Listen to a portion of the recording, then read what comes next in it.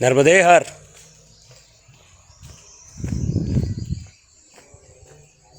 તિલકવાડા કરીને સ્થાનક છે, એટલે જગ્યા છે, ત્યાંથી હવે બ્રહ્મ મુહૂર્તમાં અહીંયાથી ચાલુ કરી રહ્યા છે પરિક્રમા. પછી આગળ આજે હાંફેશ્વર કાં તો હાંફેશ્વરની આગળ સુધી જવાનો અંદાજો છે. તમે જોઈ શકો તો કેટલા સુંદર દર્શન થઈ શકે છે અહીંયા નર્મદા મૈયાના. આજ ઉત્તરવાહિની નર્મદા પણ અહીંયા જ લાગે છે. મેણ નદીનો સંગમ છે, એટલે સંગમ માટે બહુ પવિત્ર જગ્યા છે. અહીંયા ઉત્તરવાહિની નર્મદા પરિક્રમા થાય છે દર વર્ષે ચૈત્ર માસમાં, એટલે વારંવાર અહીંયા આવ્યા કરીએ છીએ અને એનો લાભ લઈએ છીએ.